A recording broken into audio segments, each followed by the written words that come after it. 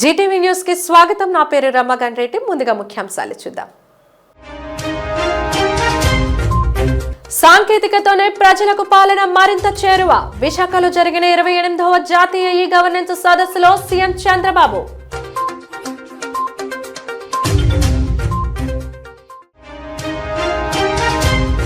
కట్టెలు చెందుకున్న చిరు వ్యాపారుల ఆగ్రహం. వడ్డీల తొలగింపు నిర్ణయాన్ని విరమించుకోవాలన్న డిమాండ్తో నేడు విశాఖలో భారీ ధర్నా నిర్వహణ.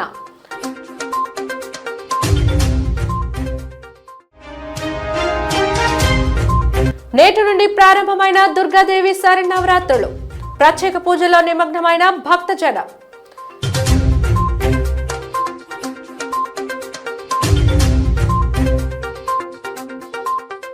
పాలనలో డిజిటల్ ట్రాన్స్ఫర్మేషన్ అత్యంత ముఖ్యమైన అంశమని ముఖ్యమంత్రి చంద్రబాబు నాయుడు వ్యాఖ్యానించారు. సాంకేతికతతోనే ప్రజలకు పాలన మరింత చేరువ చేసే అవకాశం ఉంటుందని సీఎం స్పష్టం చేశారు. కేంద్ర ఐటీ సమాచార మంత్రిత్వ శాఖ ఆధ్వర్యంలో విశాఖ వేదికగా 2 రోజుల పాటు నిర్వహించున్న జాతీయ ఈ గవర్నెన్స్ సభకు సీఎం ముఖ్య అతిథిగా హాజరయ్యారు. సివిల్ సర్వీసెస్ డిజిటల్ ట్రాన్స్ఫర్మేషన్ థీమ్తో జరుగుతున్న 28వ జాతీయ ఈ గవర్నెన్స్ సదస్సులో ముఖ్యమంత్రి ప్రసంగించారు. ప్రభుత్వ శాఖల ద్వారా అందే పౌర సేవల్లో మరింత సమర్థవంతంగా నిర్వహించేందుకు ఆర్టిఫిషియల్ ఇంటెలిజెన్స్, సైబర్ సెక్యూరిటీ లాంటి సాంకేతికత కీలకమని సీఎం స్పష్టం చేశారు. కేంద్ర, రాష్ట్ర ప్రభుత్వాలు అనుసరిస్తున్న ఐటీ, ఈ గవర్నెన్స్ అంశాలతో పాలనలో మార్పులు వచ్చాయని ముఖ్యమంత్రి అన్నారు. కమ్యూనికేషన్ సంస్కరణల ద్వారా ప్రజా జీవనంలోనూ విప్లవాత్మక మార్పులు చోటు చేసుకున్నాయని స్పష్టం చేశారు. సాంకేతికతను అందిపుచ్చుకొని గతంలోనే ఉమ్మడి ఏపీలో ఈ సేవ, మీ సేవ ద్వారా ప్రభుత్వ శాఖలు అందించే పౌర సేవల్లో ప్రజల దగ్గరకు తీసుకెళ్లామని సీఎం అన్నారు. ఈ ఫైల్స్, ఈ కేబినెట్ లాంటి అంశాలతో వేగంగా నిర్ణయాలు తీసుకునేందుకు ఆస్కారం ఏర్పడిందని అన్నారు. అలాగే ఈ వ్యవస్థలను అమలు చేసే సమయంలో సైబర్ సెక్యూరిటీ కూడా అత్యంత కీలకమని స్పష్టం చేశారు. ఐటీతో వచ్చిన విస్తృత ప్రయోజనాలను అందిపుచ్చుకోగలుగుతున్నామని అన్నారు. ఈ ప్రక్రియను మరింతగా ముందుకు తీసుకెళ్లేందుకు మన మిత్ర వాట్సాప్ గవర్నెన్స్ ను అమలు చేస్తున్నామని సీఎం వివరించారు. మొత్తం 751 పౌర సేవల్ని వాట్సాప్ ద్వారా పౌరులకు అందిస్తూ పాలనను వారి మొబైల్ ఫోన్ల వరకు తీసుకెళ్లామని స్పష్టం చేశారు. మరోవైపు సాంకేతికత కారణంగా పొరుగు రాష్ట్రాలతోనూ పోటీ పెరిగిందని సీఎం స్పష్టం చేశారు. ఈ కార్యక్రమంలో భాగంగా డిజిటల్ ఏపీ సంచికను ముఖ్యమంత్రి ఆవిష్కరించారు. ఈ కార్యక్రమంలో సీఎస్ కె విజయానంద్తో పాటు కేంద్ర ఐటీ మంత్రిత్వ శాఖ, రాష్ట్ర ప్రభుత్వ ఉన్నతాధికారులు హాజరయ్యారు. Real time we are able to reach everywhere. Very interestingly, I was CM at the time 95. I wanted to meet Bill Gates. He visited India. Then I asked his appointment. He gave a message to me, I am not meeting any politicians, I don't have any work, but I am a technology man. If anybody wanted to come and participate in my meetings, they can participate. Then I sent a word to him desperately, I want to meet you 10 minutes. I am having something to share with you. With great difficulty, he gave me 20 minutes time. Then I went to American ambassador's house. We had a meeting. At that time, nobody used to give PowerPoint presentations. 4 days, 5 days, I prepared everything. I gave PowerPoint presentation. By seeing that, he is totally impressed. He said, never I have seen this type of PowerPoint presentation, even with my professionals. As a politician, you are able to give amazing experience for me. Then he asked me, what you want? I told him only one thing, I don't want anything from you. Indians are very strong in information technology. Reason is very simple. We are very strong in mathematics. British left English to us while taking everything. So this is a deadly combination for information technology. Then he was telling to me, yes, I entirely agree. India will play a very crucial role. Then I asked one thing. I want only one thing from you. If at all you are coming out of Seattle, come to Hyderabad and set up your Microsoft Development Center. That was my wish. Then he said, I don't have any idea as on now. We will work together. Then I used to cultivate friendship with him. In Davos, I used to meet. All the way I went to Seattle. I invited to Andhra Pradesh. He came to Andhra Pradesh. By that time, he was totally convinced. First development center has come to Hyderabad after Seattle. That is the first development. రాష్ట్ర వ్యాప్తంగా Lokesh Prajasakti foundation ద్వారా పలు సేవా కార్యక్రమాలు నిర్వహిస్తూ foundation ప్రతినిధులు సేవా స్ఫూర్తిని చాటుతున్నారు. ప్రతి జిల్లాలో ఉన్న కోఆర్డినేటర్లు అక్కడ ఉన్నటువంటి ప్రధాన సమస్యను లోకేష్ ఫౌండేషన్ టీంకి చేరవేయడంతో టీం సభ్యులతో చర్చించి ఆయా సమస్యల పరిష్కారానికి దారి చూపుతున్నారు. గాజువాక నియోజకవర్గం 69వ వార్డు ఇన్ఛార్జి రాష్ట్ర లోకేష్ ఫౌండేషన్ కోఆర్డినేటర్ గోపిశెట్టి గోపి లోకేష్ టీంకి సమాచారం అందించడంతో వెంటనే స్పందించి తెలుగుదేశం పార్టీలో సీనియర్ కార్యకర్తగా పనిచేసినటువంటి అవతార పక్షవాతంతో ఇబ్బంది పడుతూ జీవనం సాగించడానికి కూడా చాలా ఇబ్బంది పడుతున్నటువంటి ఆయనకు లోకేష్ ప్రజాశక్తి ఫౌండేషన్ ద్వారా ఆర్థిక సాయం అందజేశారు. ఈ కార్యక్రమంలో గోపిశెట్టి గోపి, కలపాల శ్రీనివాసరావు, పద్మ, గాది జోగారావు, కళ్యాణ్ తదితరులు పాల్గొన్నారు. ఆయన 2 సంవత్సరాల నుంచి పెరాలసిస్ స్ట్రోక్తో బాధపడతారని చెప్పి మన గోపిశెట్టి గోపి గారు చెప్పడంతో మేమంతా కూడా ఇక్కడికి వచ్చి వాళ్ళ కుటుంబాన్ని పరామర్శించి మాకు తోచిన సహాయాన్ని ఆర్థికంగా ఆయనకి అందజేయడం జరిగింది. భవిష్యత్తులో కూడా ఆయన కుటుంబానికి మేము సహకరించి ఏదో విధంగా పార్టీ తరపు నుంచి ముందుకు తీసుకెళ్ళి అన్ని విధాలుగా ఆదుకుంటామని చెప్పి మేము మా లోకేష్ ప్రజాశక్తి ఫౌండేషన్ తరపు నుంచి ఒక మాట ఇవ్వడం జరిగింది. జిల్లాల్లో ఎక్కడెక్కడ ఇబ్బందులు ఉన్నాయో అన్నింటిని కూడా నోటీస్ చేసుకొని వాళ్ళకి అండగా ఉండాలనే కాన్సెప్ట్తో లోకేష్ గారిని మరింత బలపరచాలనే ఒక ఉద్దేశంతో మేము ముందుకు తీసుకెళ్ళడం జరుగుతుందండి. అయితే అదేవిధంగా ఈరోజు 69వ వార్డు గోపిశెట్టి గోపి గారు వార్డులో అవతారం గారు అని చెప్పి ఆయనకి పెరాలసిస్ వచ్చి చాలా ఇబ్బందులు పడుతున్నారు. ఆయన ఒక టీడీపీ సీనియర్ నాయకులు, ఒక గ్యాస్ బాయ్గా పనిచేసినటువంటి నిర్వాహకులు. అతను ఈరోజు ఇలాగా అంచనా పడడం బాధాకరంగా ఉంది. వారిని ఎలాగైనా అండగా వాళ్ళకి మేము ఉండాలనే ఉద్దేశంతో ఈరోజు లోకేష్ టీం అందరం కూడా మేము మాట్లాడుకొని ఆయనకి ఈరోజు ధనరూప సాయం చేశాం. అలాగే రాష్ట్ర అధ్యక్షులు పల్లా శ్రీనివాసరావు దృష్టికి, అలాగే లోకేష్ గారి దృష్టికి తీసుకెళ్లి ఆయనకి మరింత ఏదైతే సదరం దానికి ఉపయోగపడేలాగా మేము కృషి చేస్తామని చెప్పి తెలియజేసుకుంటాం. సీనియర్ తెదేపా నేత జీవీఎంసీ 86వ వార్డు అధ్యక్షుడు నల్లూరు సత్యనారాయణ పుట్టినరోజు వేడుకలు ఆయన నివాసంలో వార్డు తెదేపా కూటమి నేతల మధ్య ఘనంగా జరుపుకున్నారు. ఈ సందర్భంగా స్థానిక ఎమ్మెల్యే పల్లా శ్రీనివాసరావు సతీమణి లావణ్య ముఖ్య అతిథిగా హాజరై నల్లూరి దంపతులకు శుభాకాంక్షలు తెలియజేశారు. అనంతరం ఆటో డ్రైవర్లకు యూనిఫామ్, కోలాటం కళాకారులకు వస్త్రాల్లో పంచిపెట్టారు. పార్టీ నేతలు కూటమి శ్రేణుల మధ్య భారీ కేక్ ను కట్ చేశారు. ఈ సందర్భంగా లావణ్య మాట్లాడుతూ పార్టీని నమ్ముకున్న వారికి సముచిత స్థానం దక్కుతుందని అన్నారు. ఎన్నో ఏళ్లుగా తమతో ప్రయాణం సాగిస్తూ పార్టీ విజయంలో నల్లూరు చూపిన కృషిని కొనియాడారు. ప్రజాసేవ ద్వారా అందరి మనసులను గెలుచుకొని గొప్ప నేతగా ఎదగాలని ఆకాంక్షించారు. ఈ కార్యక్రమంలో deputy mayor Dalli Govindaraju, DCCB chairman Kona Tatarao, Bhajapa నేత కృష్ణంరాజు, వివిధ కార్పొరేటర్ల డైరెక్టర్లు ప్రసాదుల శ్రీనివాస్, మొల్లి పెంటిరాజు, క్లస్టర్ ఇన్ఛార్జ్ వేంగుంట శ్రీనివాస్, వార్డులోని వివిధ కాలనీ ప్రతినిధులు పాల్గొన్నారు. అధ్యక్షులు శ్రీ నల్లూరు సూర్యనారాయణరావు గారికి జన్మదిన శుభాకాంక్షలు. ఆయన నిండు నూరేళ్లు ఆయుర ఆరోగ్యాలతోని చాలా సంతోషంగా ప్రజా జీవితంలో ఉండాలని కోరుకుంటున్నాము. పార్టీకి ఆయన చాలా నమ్మిన బంటులాగా. సో ఆయన పల్లా గారి వెనకాల ఈ వార్డులో ముఖ్యంగా 3 ఎలక్షన్స్లోని ఇక్కడ అత్యధిక మెజారిటీ వచ్చింది. గెలిచిన 19లో ఓడినా 24లో గెలిచినా కూడా దానికి ఆయన యొక్క కృషి ప్రధానంగా ఉందని నేను అనుకుంటున్నాను. ప్రజాస్వామ్యంలో ఉన్నప్పుడు కొన్ని ఇటువంటి ఫంక్షన్లకి అందరూ కలిసినట్టు ఉంటుంది, వాళ్ళ సమస్యలు కూడా తెలుస్తాయి. అంటే మరి రాష్ట్ర అధ్యక్షులు గారు కూడా పాపం మన మీద ప్రేమతో రావడానికి ట్రై చేశారు. కానీ లోకేష్ బాబు గారు చెప్పిన బాధ్యతలు అక్కడ రాష్ట్ర కార్యవర్గం మీద 2 రోజుల నుంచి ఎడతెగని చర్చల్లో ఉన్నారు.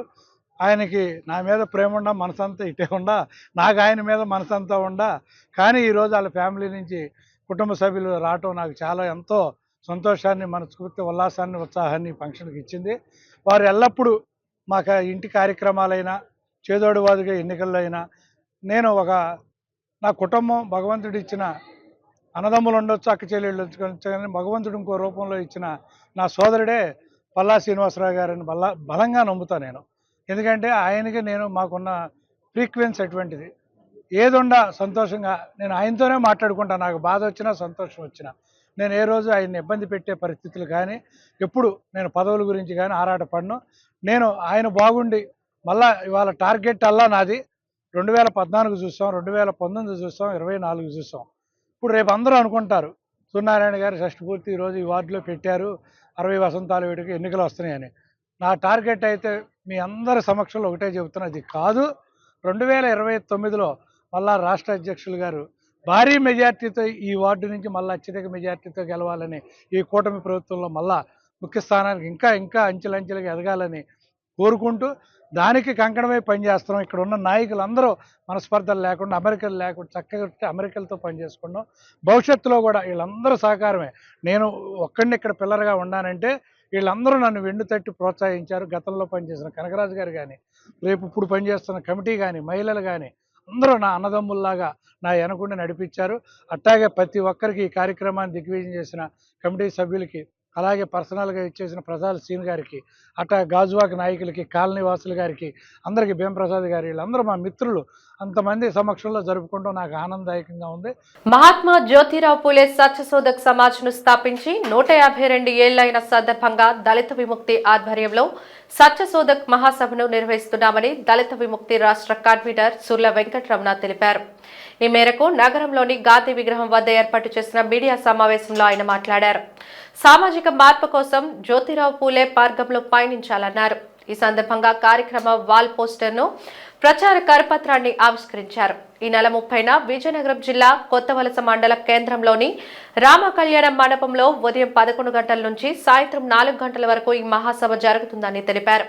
సభకు ముందు కొత్తవలస జంక్షన్లోని అంబేద్కర్ విగ్రహం నుండి సభా ప్రాంగణం వరకు ర్యాలీ నిర్వహిస్తున్నామని పేర్కొన్నారు. ఈ కార్యక్రమానికి వక్తలుగా పలువురు ప్రముఖులు పాల్గొనబోతున్నట్లు తెలిపారు. దళిత బహుజనులకు, మహిళలకు విద్య నిరాకరిస్తున్న నాటి హైందవ సమాజంలో అందరికీ అందాలనే లక్ష్యంతో మహారాష్ట్ర వ్యాప్తంగా అనేక పాఠశాలలు ఏర్పాటు చేసి విద్య అందించిన మహనీయులు జ్యోతిరావు పూలే, సావిత్రిబాయి పూలేలని వివరించారు.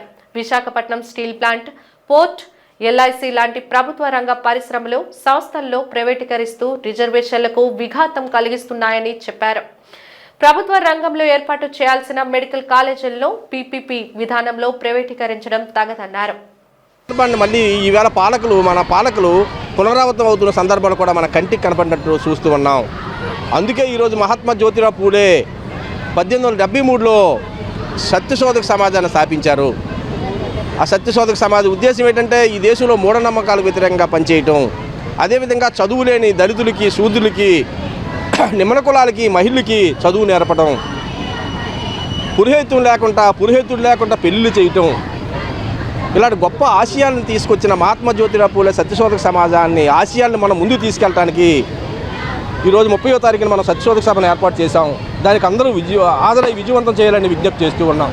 100 సంవత్సరాల క్రితమే మహాత్మా జ్యోతిరావు పూలే ఈ సమాజంలో అసమానతలు ఉన్నాయి, ఈ సమాజంలో మూఢనమ్మకాలు ఉన్నాయి, ఈ సమాజంలో దుర్మార్గమైన చర్యలు ఉన్నాయి, మహిళల మీద దాడులు ఉన్నాయి, రకరకాలైనటువంటి అర్ధరహితమైనటువంటి చేష్టలు ఉన్నాయి. కాబట్టి వాటినన్నిటి కూడా పక్కన పెట్టి ఈ సమాజాన్ని బాగు చేయాలంటే ప్రతి స్త్రీకి కూడా చదువు కావాలి అనే ఉద్దేశంతో ఆయన పాఠశాలను ప్రారంభించి తన భార్యను టీచర్ని చేసి ఈ దేశానికి మొట్టమొదట టీచర్ ఎవరంటే మహాత్మా జ్యోతిరావు భార్య సావిత్రిబాయి పూలే.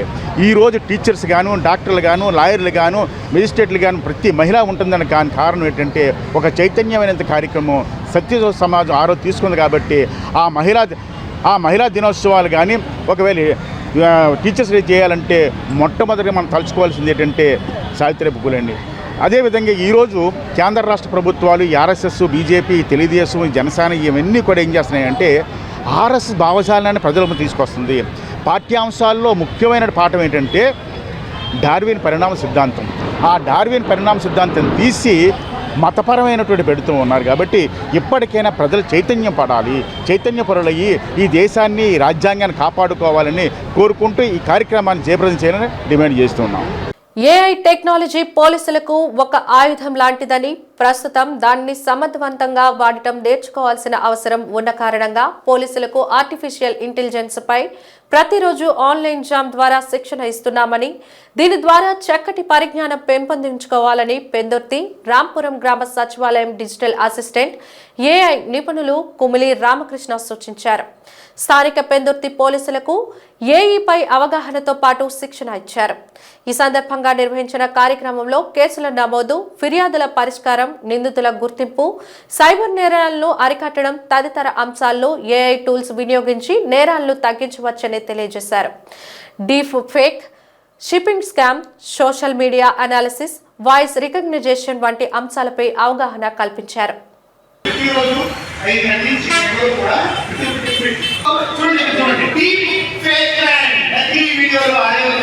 నేను ఎంటెక్ ఏఐ ఆంధ్రప్రదేశ్ చేసిన తర్వాత నేను ఆర్టిఫిషియల్ ఇంటెలిజెన్స్ మీద అనేక కోర్సు చేశాను, అనేక ప్రొఫెషనల్ సర్టిఫికేషన్ పొంది ఉన్నాను. నాకు ఈ ఏఐ స్కిల్స్ ఎక్కువగా ఉన్నాయన్నమాట. ఈ ఏఐ స్కిల్స్ను వృధా కాకుండా ప్రతి ఒక్కరికి నేర్పడిన ఉద్దేశంతో నేను ఉద్యోగం చేస్తూ నా యొక్క విధులు ముగించిన తర్వాత ప్రతిరోజు ప్రభుత్వ పాఠశాలకు వెళ్ళి అనేక మంది విద్యార్థులకి వారి బంగారు భవిష్యత్తుకి పునాది వేసి ఏఐపై కోర్స్ ఇచ్చాను. ఏఐ అండ్ డ్రోన్స్, రోబోటిక్స్ ఇటువంటి అడ్వాన్స్ టెక్నాలజీపై వారికి తరబేతి ఇచ్చే వారి బంగారు భవిష్యత్తు పునాది వేశాను. ఇప్పుడు అదేవిధంగా ఈ ఏఐని ఎవరికి ఉపయోగపడుతుంది అని ఆలోచించగా ఏఐ అనేది ఖచ్చితంగా ఈ పోలీస్ డిపార్ట్మెంట్ వరకు ఉపయోగపడుతుంది కాన్సెప్ట్తో నేను అనేక మంది పోలీసులు కంచర్పాలెం పోలీసు నేను ఒక పైలట్ ప్రాజెక్ట్ కింద విశాఖపట్నంలో కొన్ని పోలీస్ స్టేషన్స్ని పైలట్ ప్రాజెక్టులు ఎంచుకుని వాళ్ళకి ప్రతి పోలీసులకి ఏఐ నేర్చుకోవాలి, ఆర్టిఫిషియల్ ఇంటెలిజెన్స్ అంటే ఏంటి, రేపు రాబోతున్న రోజుల్లో మన ఆల్రెడీ ఈ దీనిపై ప్రయత్నం జరిగింది మన విజయవాడలో. అదేవిధంగా ఏలూరులో స్మార్ట్ పోలీస్ ఏఐ కూడా కాన్సెప్ట్ పెట్టారు. సో ఈ విధంగానే పోలీసులు ఖచ్చితంగా ఏఐ నేర్పించి వారికి స్మార్ట్ పోలీస్ ఏపీగా చేయాలనేది నా మెయిన్ ముఖ్య ఉద్దేశం. 1995లో ఈరోజు ప్రపంచానికి ఆ రోజు పివి నరసింహరావు గారు భారతదేశంలో ఏదైతే మనకి సంఘ సంస్కర్త అయిన ఒక మంచి కార్యక్రమాన్ని ఆ రోజు తీసుకొచ్చారో ఆ యొక్క ఆర్థిక సంస్కరణలన్నీ కూడా తర్వాత చంద్రబాబు నాయుడు లాంటి వ్యక్తి ఆంధ్రప్రదేశ్లో ఇటు హైదరాబాద్ని ఇటు ఐటీ రంగంలో కూడా చాలా ప్రపంచంలోనే ఆంధ్రప్రదేశ్ ఉమ్మడి ఆంధ్రప్రదేశ్ అయినటువంటి హైదరాబాద్ని మరి ఈరోజు అక్కడ ఐటీ సంస్థలు ఈరోజు ప్రపంచంలోనే ఎక్కువ భారతదేశంలో ఇటు బెంగళూరు కానీ హైదరాబాద్ కానీ 4000 కంపెనీలు ఐటీ రంగంలో ఉన్నాయంటే దానికి కారణం చంద్రబాబు నాయుడు గారు. అలాంటి చంద్రబాబు నాయుడు గారు ఈరోజు కొత్త ఆంధ్రప్రదేశ్లో ఏ ఆర్టిఫిషియల్ ఇంటెలిజెన్స్ మీద అటు అమరావతిలో కానీ ఇటు విశాఖపట్నం లాంటి మెగా ఐటీ రంగానికి ఎంతో ప్రాముఖ్యత ఇచ్చి ఈరోజు ఏ ద్వారాగా ఈరోజు మనం చూస్తున్నాం. మన ప్రపంచంలో భారతదేశంలో 140 కోట్ల మంది జనాభా ఉంటే అందులో 5 కోట్ల కేసులు ఈరోజు పెండింగ్లో ఉన్నాయంటే ఇటు సుప్రీంకోర్టు కానీ హైకోర్టు కానీ ఇటు జిల్లా కోర్టులలో కానీ ఉన్నాయంటే అవన్నీ కూడా మరి క్లియర్ చేయాలంటే సుమారు 300 సంవత్సరాలు పడుతుంది. దాన్ని కేవలం ఏఐ ద్వారా అయితే అవి మనకి 5-6 సంవత్సరాల్లో క్లియర్ అవుతాయి అనేది ఒక రిపోర్ట్ ఉంది. మరి ఈరోజు ఏదైతే 1956లో ఏఐ మీద మరి ఇంగ్లాండ్లో టూరింగ్ అనే ఒక వ్యక్తి శాస్త్రవేత్త ఈ యొక్క కార్యక్రమాన్ని కనిపెడితే ఈరోజు ప్రపంచంలో భారతదేశం అన్నిటికంటే అగ్రగామిగా ఆర్థిక రాజధానిగా మరి ప్రపంచానికి ఈరోజు 3వ ప్లేస్కి వెళ్తుందంటే అది ఏఐ ద్వారాగా చాలామంది పేద విద్యార్థులు ఈరోజు మన రామకృష్ణ గారు అయితే ఈరోజు మన నియోజకవర్గం కాదు ఒక ఇటు గుంటూరులో కానీ నెల్లూరులో కానీ ముఖ్యంగా విశాఖపట్నం జిల్లా లాంటి అన్ని ప్రాంతాల్లో కూడా అటు రెవెన్యూ సిబ్బంది కానీ లేదా కోర్టు సిబ్బంది కానీ ఇటు పోలీస్ సిబ్బంది కానీ అందరూ కూడా ఏఐ ద్వారాగా ఎంతమందికి మన కేసులు వెంటనే పరిష్కరించవచ్చు. చాలామంది పేద విద్యార్థులు కూడా ధనికులుగా చేయాలి, భారతదేశాన్ని అగ్రగామిగా ఏఐ ద్వారాగా అయితేనే మరి అభివృద్ధి చెందుతుందనేది ఒక నానుండి తీసుకొచ్చి ఈరోజు ఆయన ప్రతిరోజు తన ఉద్యోగాన్ని మరి డిజిటల్ అసిస్టెంట్గా పెందుర్తి మండలంలో రాంపురం అనేక గ్రామాల్లో ఆయన చేస్తూ ఈరోజు మరి పార్ట్ టైంలోనూ లెర్నింగ్ ఈరోజు సెల్ ఫోన్ ద్వారా ఆన్లైన్ ద్వారా ఇచ్చే సర్టిఫికేట్ కోర్స్ కూడా ప్రవేశపెట్టిన దానికి లోకేష్ గారు చంద్రబాబు గారి మద్దతుతో ఈరోజు ఏఐని చాలా చక్కగా అందరూ కూడా వివరిస్తున్నారు. దాన్ని మనం అందరూ కూడా ఉపయోగించుకోవాలని ఆపరేషన్ లంగ్స్ పేరుతో జీవీఎంసీ అధికారులు చేపట్టిన బడ్డీల తొలగింపు, చిరు వ్యాపారులపై దాడులు ఆపాలని, అధికారుల దౌర్జన్యాలతో నష్టపోయిన వారికి నష్టపరిహారం ఇవ్వాలని డిమాండ్ చేస్తూ ఈరోజు వేలాది మందితో చిరు వ్యాపార సంఘాలు ఏఐటీయూసీ, సిఐటియు ఆధ్వర్యంలో చలో జీవీఎంసీ కార్యాలయం నిర్వహించారు. గాంధీ విగ్రహం ముందు బైఠాయించి పెద్ద ఎత్తున ఆందోళన చేపట్టారు. ఈ సందర్భంగా ధర్నా వద్దకు విచ్చేసిన జీవీఎంసీ అడిషనల్ కమిషనర్లు Ramanamurthy, Varma, chief city planner ప్రభాకర్లకు ఉద్యమ నాయకులు డిమాండ్లతో కూడిన వినతి పత్రాలు అందజేశారు. ఈ సందర్భంగా వారు మాట్లాడుతూ ఈరోజు నగరంలో ముఖ్యమంత్రి పర్యటన ఉండటం వల్ల జీవీఎంసీ కమిషనర్ అందుబాటులో లేరని, సమస్యల్లో వారి దృష్టికి తీసుకువెళ్లి పరిష్కారాన్ని కృషి చేస్తామని, ఈ రోజే అన్ని జోన్లలో ఉన్న స్ట్రీట్ వెండింగ్ కమిటీలతో సమావేశం ఏర్పాటు చేసి సలహాలు, సూచనలు తీసుకుని పరిష్కారం చేస్తామని హామీ ఇచ్చారు. నిరసనకారులు మాట్లాడుతూ గ్రేటర్ విశాఖ నగర పరిధిలో అన్ని జోన్లలో తరతరాలుగా చిన్న చిన్న వ్యాపారాలు చేసుకుని బతుకు జీవనం సాగిస్తున్న వారిపై జీవీఎంసీ, సచివాలయం అధికారులు, పోలీసుల సహకారంతో ఇంతటి దౌర్జన్యాలకు పాల్పడడం దుర్మార్గపు చర్యగా భావించాలని అన్నారు. ఎటువంటి ముందస్తు సమాచారం ఇవ్వకుండా అర్ధాంతరంగా దౌర్జన్యంగా బడ్డీలను తొలగించి చిరు వ్యాపారాలను రోడ్డు మీదకు నెట్టడం అన్యాయమని అన్నారు. ఇప్పటికైనా అధికారులు చిరు వ్యాపారులపై ప్రత్యేక దృష్టి సారించి అర్హులకు న్యాయం చేయాలని, అలాగే చిరు వ్యాపారుల రక్తాన్ని జలగల్లా పీల్చుకొని తాగుతున్న దందాదారులను కఠినంగా శిక్షించాలని డిమాండ్ చేశారు. దాన్ని తరలించుకొని వెళ్ళిపోయారు. వందలాది మంది పోలీసుల్ని మోహరించారు. చూసిన వాళ్ళకి ఇక్కడ ఏమైనా యుద్ధం జరుగుతుందా అన్న భయంకరమైన వాతావరణం వచ్చింది. నగరంలో ఇప్పటి వరకు ఎంతోమంది కమిషనర్లు వచ్చారు. మున్సిపల్ కమిషనర్లు మారారు, పోలీస్ కమిషనర్లు మారారు. కానీ ఎప్పుడూ కూడా తోపుడు బొల్లు కార్మికుల మీద ఇంత దారుణంగా, నిర్దాక్షిణ్యంగా వ్యవహరించిన కమిషనరు ఏ ఒక్కడూ లేడు. కానీ ఈయన తన గొప్పలకు పోయి కూటమి ప్రభుత్వం తాలూకా అన్నాదండ చూసుకొని ఈ రోజున కార్మికుల మీద తన ప్రతాపాన్ని చూపించాడు. కాబట్టి ఈ కమిషనర్ని కఠినంగా శిక్షించాలని మేము డిమాండ్ చేస్తున్నాం. ఆయన ఏవైతే బడ్డీలు పగలగొట్టాడో ఆ బడ్డీలకి నష్టపరిహారం ఇప్పించాలి. ఎక్కడ వ్యాపారం చేసుకుంటున్న వాళ్ళని అక్కడే వ్యాపారం చేసుకునే విధంగా సుప్రీంకోర్టు తీర్పు అనేది ఉంది. వాళ్ళకి మౌలిక సౌకర్యాలు కల్పించాలి. అన్ని వస్తువులు కల్పించి ఎక్కడ వాళ్ళు అక్కడ వ్యాపారం చేసుకునేటట్టు చట్టం ఏదైతే ఉందో ఆ చట్టాన్ని అమలు చేయాలి. అలాగే సిటీలో వెండింగ్ జోన్ కమిటీలు అనేవి ఉన్నాయి. అంటే వ్యాపారస్తులతోనూ, జోన్ అధికారులతోనూ, ఎన్జిఓస్తోనూ కమిటీలు ఉన్నాయి. ఏవైనా మార్పులు చేర్పులు చేయాల్సి వస్తే ఆ కమిటీలతో సంప్రదించాలి. కానీ వెండింగ్ జోన్ కమిటీలకు కూడా చర్చించకుండా, సంప్రదించకుండా, ఎమ్మెల్యేలని, కార్పొరేటర్లని ఎవరిని సంప్రదించకుండా ఏకపక్షంగా ఓ పక్క అసెంబ్లీ జరుగుతుంది, మరో పక్కన కార్పొరేటర్లందరూ అధ్యయనయాత్రలో ఉన్నారు. ఏకపక్షంగా కమిషనర్ నిర్ణయం తీసుకొని ఈ రకంగా దుర్మార్గంగా 3000 మంది కార్మికులను రోడ్డు మీద పడేశాడు. ఈ దాడులు ఇంకా కొనసాగుతున్నాయి. అందుకనే మేము ఈరోజు పెద్ద ఎత్తున ధర్నా పెట్టాం. ఈ భవిష్యత్తులో ఇటువంటి దాడులు జరిగితే మొత్తం విశాఖపట్నంలో ఉన్న చిరు వ్యాపారస్తులు, తోపుడు బొల్ల కార్మికులు అందరూ జీవీఎంసీ ముందే బైఠాయిస్తాం. ఏ ఒక్క కార్మికుని తొలగించినా ఒప్పుకునేది లేదు. మాకు హక్కు ఏదైతే ఉందో ఆ హక్కుని మీరు అమలు చేస్తారా, చెయ్యరా అని చెప్పి తాడో పెడో తేల్చుకోవడం కోసం ఈరోజు చలో జీవీఎంసీ పెట్టాం. గౌరవ ముఖ్యమంత్రి గారు ఈరోజు విశాఖపట్నంలో ఉన్నారు. ఈ రోజున ఇక్కడ మేము వచ్చేసరికి మాకంటే ఎక్కువ సంఖ్యలో వందలాది మంది పోలీసులు ఉన్నారు. పోలీసులు భయపెట్టిన అధికారులు ఎంత దాడులు చేసినా మా ఉద్యమం ఆగదు. మాకు న్యాయం జరిగే వరకు, తోపుడు బొల్ల కార్మికులకు న్యాయం జరిగే వరకు, ఎక్కడ వాళ్ళు అక్కడ వ్యాపారం చేసుకునే వరకు మా పోరాటం కొనసాగుతుంది అని చెప్పి మేము తెలియజేస్తా ఉన్నాం. చిన్నపిల్లల ఆకలి తీర్చే బృహత్తర సేవా కార్యక్రమంలో భాగమైన తమను ప్రభుత్వం కనీసం పట్టించుకోవడం లేదని మధ్యాహ్న భోజనం పథకం కార్మికులు ఆవేదన వ్యక్తం చేశారు. తమ డిమాండ్లను వెంటనే పరిష్కరించాలని కోరుతూ ఈరోజు జీవీఎంసీ గాంధీ విగ్రహం ఎదుట నిరసన దీక్ష చేపట్టారు. మధ్యాహ్న భోజనం పథకం కార్మికుల యూనియన్ సిఐటియు సహకారంతో చేపట్టిన నిరసనను ఉద్దేశించి నాయకురాలు మణి మాట్లాడుతూ తమపై రాజకీయ వేధింపులు ఆపాలని, మెనూ ఛార్జీలు, వేతనాలు పెంచాలని డిమాండ్ చేశారు. తమ ఆర్థిక పరిస్థితి బాగాలేనప్పటికీ చిన్నారులకు కడుపు నిండా భోజనం పెట్టాలన్న సంకల్పంతో చేస్తున్న పనికి ప్రభుత్వం అనేక అంతరాయాలు కల్పిస్తుందని ఆరోపించారు. కనీస ఉద్యోగ భద్రత లేదని, బిల్లులు, వేతనాలు బకాయిల్లో ఉన్నాయని అన్నారు. వాటిని వెంటనే విడుదల చేయాలని కోరారు. అలాగే గ్యాస్ ప్రభుత్వమే సరఫరా చేయాలని, రాగి జావ విషయంలో ప్రభుత్వం సరైన నిర్ణయం తీసుకోవాలని డిమాండ్ చేశారు.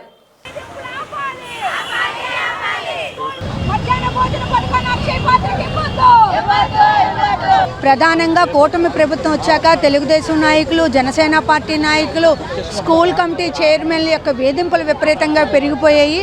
అప్పటి వరకు పనిచేస్తున్న మిడ్ డే మీల్ వర్కర్స్ని, శానిటరీ వర్కర్స్ని మీరు వెళ్ళిపోండి, మేమే వంటలు చేసేస్తాం, మేమే వడ్డించేస్తాం, మేమే బాత్రూములు కరుగుతాము, మేము వస్తాము, మీరు వెళ్ళిపోండి అని చెప్పి చైర్మన్లే వేధిస్తున్నారు. ఈ వేధింపులను తక్షణం ఆపాలి. అలాగే 3 నెలల నుంచి బకాయి బిల్లులు ఉన్నాయి, జీతాలు చెల్లించలేదు, వాటిని వెంటనే చెల్లించాలి. అలాగే మిడ్ డే మీల్ మొత్తం పథకాన్ని అక్షయ పాత్రకి ఇచ్చేయాలని చూస్తున్నారు పద్మనాభం మండలంలో, దాన్ని ఆపాలి. ప్రభుత్వం గ్యాస్ సరఫరా చేస్తారని 2 సంవత్సరాలు అయింది, ఇంతవరకు గ్యాస్ సరఫరా చేయలేదు. కూటమి ప్రభుత్వం వచ్చాక ఏదైనా మేలు జరుగుతుంది అని మేము ఆశిస్తే పెనంలో నుంచి పొయ్యిలో పడిపోయినట్టు అయిపోయింది మా పరిస్థితి. కాబట్టి ఇప్పటికైనా చంద్రబాబు నాయుడు గారు వాళ్ళ పార్టీ నాయకులను అదుపు చేయాలి, స్కూల్ కమిటీ చైర్మన్లను అదుపు చేయాలి, ఉన్న ఉద్యోగాన్ని ఉంచాలి. అలాగే మాకు ఏవైతే హామీ ఇచ్చారో ఆ హామీలను అమలు చేయాలని చెప్పి డిమాండ్ చేస్తున్నాం. ఏజెన్సీ అడవుల్లో ఆదాని నవయుగ ప్రైవేట్ సంస్థలకు అమ్మొద్దని ఆదివాసీ గిరిజన సంఘం డిమాండ్ చేసింది. ఈ మేరకు జగదాంబ సిఐటియు కార్యాలయంలో రౌండ్ టేబుల్ సమావేశం నిర్వహించింది. ఈ సందర్భంగా సంఘం రాష్ట్ర కమిటీ ప్రధాన కార్యదర్శి కిల్లో సురేంద్ర మాట్లాడారు. అల్లూరి సీతారామరాజు, అనకాపల్లి, విజయనగరం, మన్యం, పార్వతీపురం జిల్లాల్లో నివసిస్తున్న 50,000 మంది ఆదివాసులను జల సమాధి చేసే హైడ్రో పవర్ ప్రాజెక్టు నిర్మాణ ఒప్పందాలను కూటమి ప్రభుత్వం తక్షణమే రద్దు చేయాలని, ఈ మేరకు రాష్ట్ర అసెంబ్లీ సమావేశాల్లో ముఖ్యమంత్రి ప్రకటన చేయాలని డిమాండ్ చేశారు.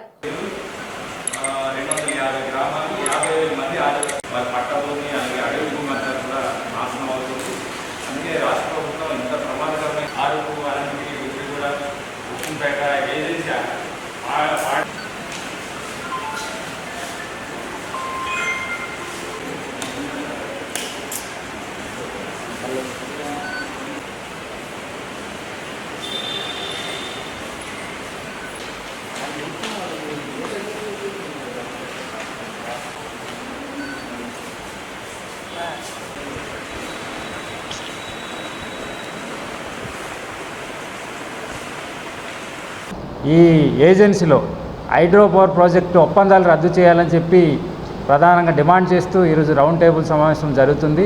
ఈ రౌండ్ టేబుల్ సమావేశం ప్రధాన డిమాండ్ ఈ ఏజెన్సీ ప్రాంతంలో ఆదివాసీలు జలసమాధి చేస్తున్న ఈ హైడ్రో పవర్ ప్రాజెక్టు ఒప్పందాలు రద్దు చేయాలని చెప్పి మేము ఈ రౌండ్ టేబుల్ సమావేశంలో డిమాండ్ చేస్తున్నాం. ఈ యొక్క హైడ్రో పవర్ ప్రాజెక్టు నిర్మాణం వలన అల్లూరి సీతారామరాజు జిల్లా, అనకాపల్లి, మన్యం జిల్లా, విజయనగరం జిల్లా పరిధిలో 20 పంచాయతీలు, ఒక 250 గ్రామాలు, 50,000 మంది ఆదివాసులంతా కూడా జల సమాధి అవుతున్నారు.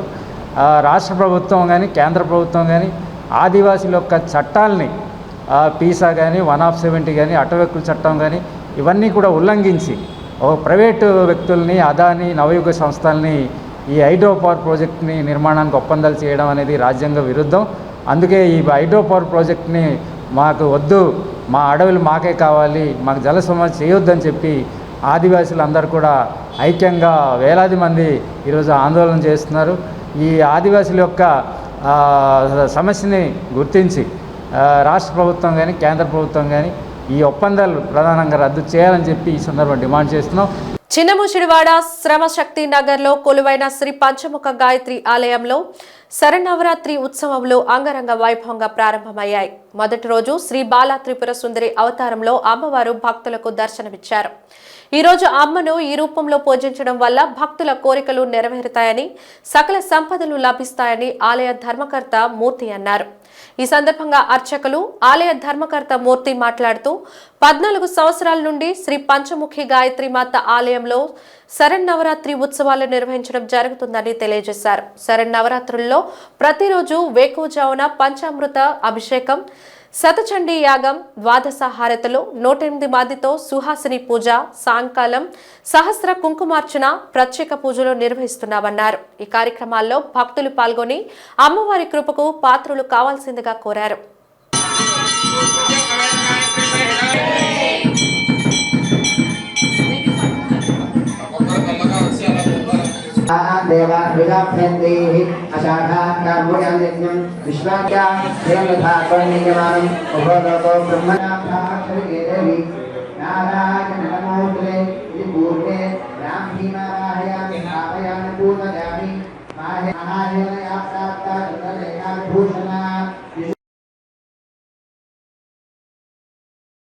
ఇక్కడ పంచముఖ వేద గాయత్రి ఆలయం ఇక్కడ 14 సంవత్సరాలుగా ఈ యొక్క శరన్నవరాత్రి మహోత్సవాలన్నీ కూడా జరపడం జరుగుతున్నది. అందులో ఎప్పుడూ లేని విధంగా ఈసారి మాత్రం నవచండీ యాగకర్తవును ఆచరిస్తూ కూడా ఈ నవరాత్రులను జరుపుకుంటున్నాం. మేము 9 రోజులు కూడా ఈసారి 9 నవరాత్రులు అని అంటారు, కానీ మనకి ఈసారి 11 రోజులు వచ్చాయి.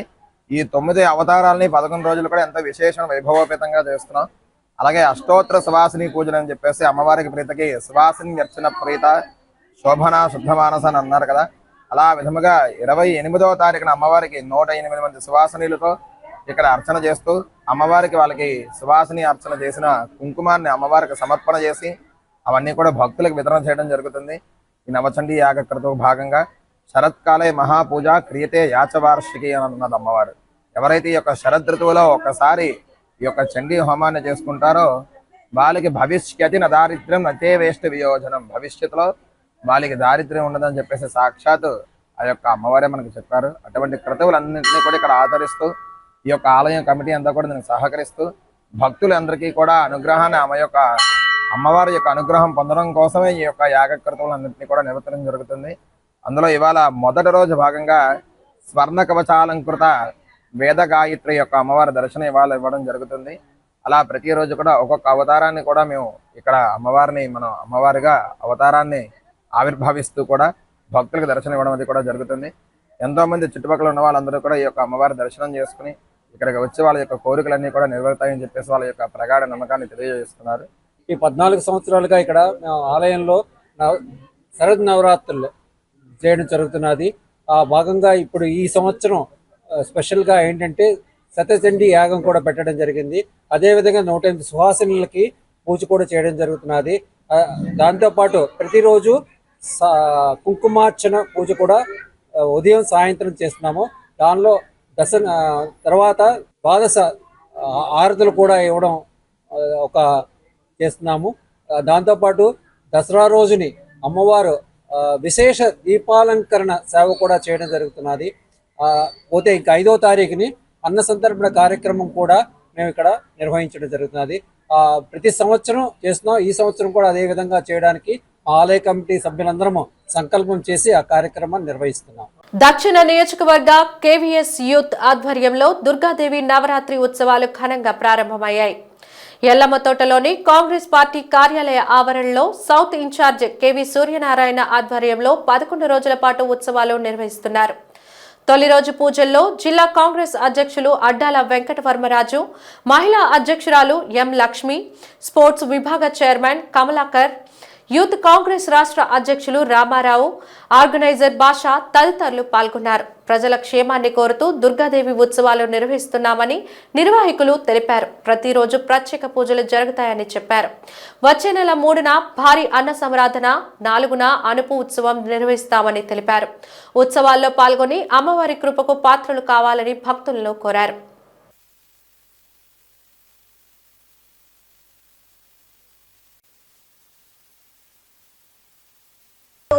శాంతిమతి నిత్య నిరాకార నిరాకుల నిర్గుణ నిష్కల శాంత నిష్కామర నిష్కారణ నిష్కళంక నిరుపాధి నిరీశ్వర నీరా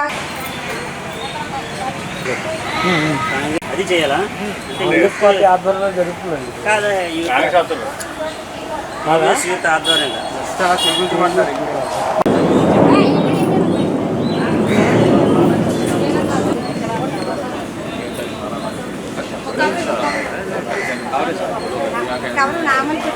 ఈరోజు శరన్నవరాత్రులు స్టార్ట్ అయ్యాయి. ఆ సందర్భంగా దక్షిణ నియోజకవర్గంలోని కాంగ్రెస్ పార్టీ ఆవరణలోని దుర్గాదేవిని నెలకొనడం జరిగిందండి. ఈ దక్షిణ నియోజకవర్గం ఇన్ఛార్జ్ అయిన సూర్యనారాయణ గారి ఆధ్వర్యంలో ఇది జరిపించడం జరిగింది. ఈరోజు శరన్నవరాత్రులు జరుగుతున్నాయి. ఈ 11 రోజులు కూడా అమ్మవారిని ఇక్కడ నిలబెట్టాము. పూజలన్నీ కూడా జరుగుతాయి. ఈరోజు కూడా భారీ ఎత్తున కాంగ్రెస్ పార్టీ నాయకులు అవనివ్వండి, బయట ప్రజలు అవనివ్వండి, అందరూ కూడా పాల్గొనడం జరిగింది. మహిళలు కూడా పెద్ద ఎత్తున తరలి వచ్చారండి. మనం అనుకుంటే జరగదండి, అమ్మవారు దయతలిచారు. ఈరోజు సూర్యనారాయణ గారికి అదృష్టం కల్పించారు అమ్మవారు. సూర్యనారాయణ గారికి చెప్పడం జరిగింది అమ్మవారిని పెట్టండి, నన్ను పెట్టండి అని చెప్పడం జరిగింది. సో దీంతో మేము కాంగ్రెస్ పార్టీకి మంచి రోజులు వచ్చాయని అనుకుంటున్నామండి. అమ్మవారి కృప మా మీద ఉంటుందని మేము ఇక మీదట కాంగ్రెస్ పార్టీ బలోపేతానికి కృషి చేస్తామని అమ్మవారు ముఖంగా అమ్మవారి ఆధ్వర్యంలో మేము చెప్పడం జరుగుతుంది. మేమందరం కూడా కాంగ్రెస్ పార్టీ బలోపేతానికి ప్రతి అడుగు వేస్తామండి. ఇక మీదటి నుంచి శరన్నవరాత్రులు మొదలుకొని పార్టీ బలోపేతానికి కృషి చేస్తామండి. అమ్మవారి దయ మా అందరి మీద ఉంటుందండి. ఎల్లమ్మ తోట ఆధ్వర్యంలో ప్రజలందరూ ప్రతి కుటుంబం మీద ఉండాలని కూడా మనస్ఫూర్తిగా కోరుకుంటున్నానండి. ఎప్పటి నుంచో ఒక ఆతృత చేయాలి, ఏదో కార్యక్రమం చేయాలి, దక్షిణ నియోజకవర్గం డెవలప్ చేయాలి, అదేవిధంగా 37 వార్డును కూడా ఇది నా చేతిలో తీసుకొని డెవలప్ చేద్దాం ఆలోచనతో ఈరోజు ఈ సంవత్సరం కృత నిశ్చయించుకున్నాను. అంతేకాదు ఇక్కడి నుంచి ప్రతి సంవత్సరం కూడా ఈ అమ్మవారు నవరాత్రులు చేయాలి ఆలోచించుకుంటున్నాం. దీనికి ముందు ఒక అడుగు లక్ష్మి గారు ఒక అడుగు వేసి నేనున్నాను, మీరు చేయండి, మీకు తోడ్పాటు చేస్తానని చెప్పారు. అందుకని ఇక్కడి నుంచి మా దక్షిణ నియోజకవర్గం ప్రజలు, అదేవిధంగా మా 31 వార్డు ప్రజలు కూడా ఆనందంగా సంతోషం ఉండాలని ఈ నవరాత్రులు మేము చేస్తున్నాము.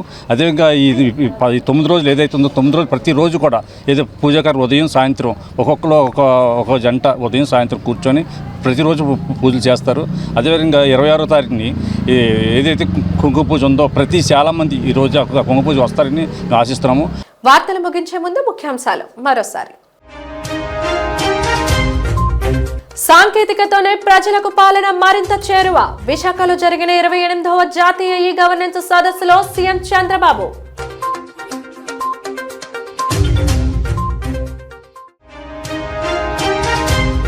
కట్టెలు చెందుకున్న చిరు వ్యాపారుల ఆగ్రహం. వడ్డీల తొలగింపు నిర్ణయాన్ని విరమించుకోవాలన్న డిమాండ్తో నేడు విశాఖలో భారీ ధర్నా నిర్వహణ.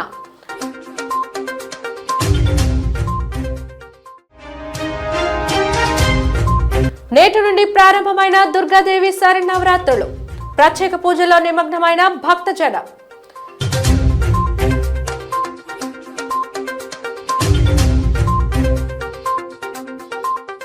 జీటీవీ న్యూస్ ఇంతటితో సమాప్తం. నమస్కారం.